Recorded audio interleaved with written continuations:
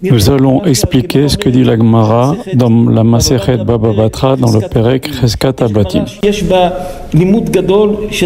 On peut retirer de cette Gemara un très grand moussar, de très grandes leçons de vie.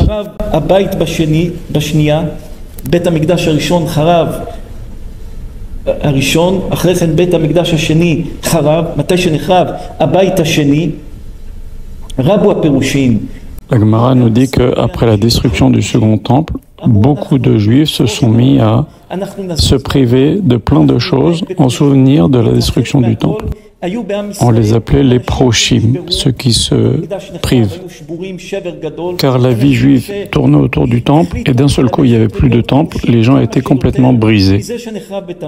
Et donc ils ont décidé de ne plus manger de viande définitivement, plus boire de vin définitivement. אותם פרושים אמרו, נחרב בית המקדש, זה אסון גדול ביותר, נפסיק לאכול בשר, נפסיק לשתות יין, וניכנס... Pourquoi? Parce que au temple, on apportait des sacrifices, et donc en souvenir de cette viande-là que l'on apportait, ces animaux que l'on apportait en sacrifice au temple, eh ben nous allons nous priver définitivement de viande, parce qu'ils étaient brisés suite à la destruction du temple. Et aussi au temple, on faisait des libations de vin, et ben en souvenir de cela, puisqu'on ne peut plus le faire, le temple est détruit, nous sommes tellement brisés que nous allons aussi, pour nous rappeler toujours de cette catastrophe, nous aussi nous priver définitivement de vin.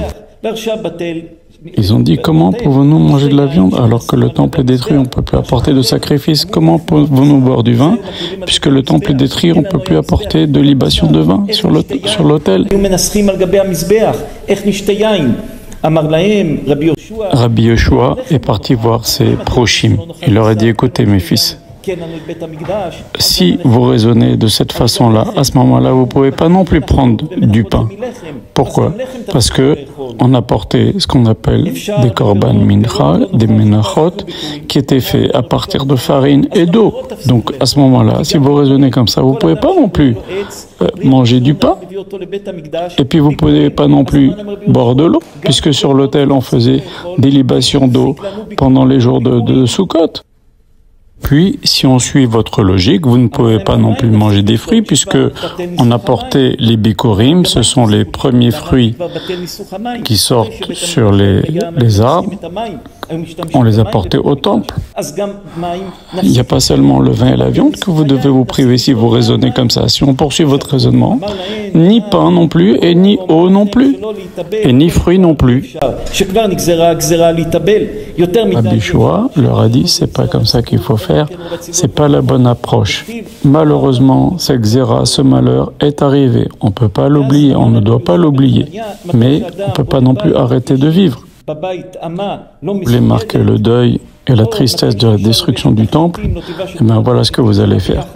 Quand un homme construit une maison ou décore sa maison, il laisse une surface de 30 cm sur 30 cm dans laquelle il n'y a pas de décoration, pas de peinture, pas de papier peint, il n'y a rien, en souvenir de la destruction du temple. Quand une dame met ses bijoux, elle ne met pas tous ses bijoux en même temps. Quand un khatan se marie, il cassera un verre sous la roupa et dira « Si je t'oublie Jérusalem, que ma main droite aussi je l'oublie ». On peut tirer de cette Gemara un très grand moussar, une leçon de vie. Soit une personne subit une difficulté et s'enfonce dans la tristesse et est accablé, et puis voilà, ça s'arrête là. C'est ce que faisaient les proshim.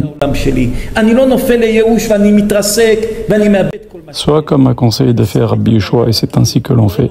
On a ce problème, on a cette tristesse, on marque le coup, mais on n'arrête pas de vivre. Il faut comprendre que depuis la destruction du deuxième temple, on ne s'est pas relevé.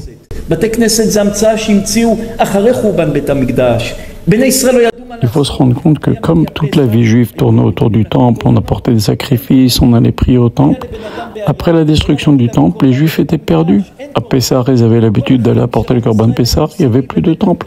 Ils avaient l'habitude d'aller prier au temple, il n'y avait plus de temple.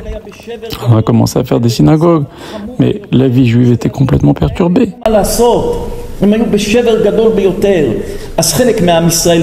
Alors les Juifs étaient complètement brisés. Alors qu'est-ce qu'a fait une partie? Elle a commencé à se renfermer, se priver de plein de choses.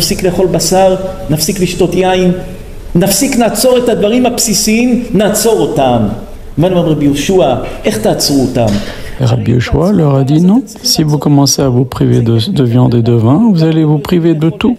Si on suit votre logique, car on n'apportait pas seulement de la viande et du vin au Beth Amikdash. Et alors, qu'est-ce qu'on va on va arrêter de vivre?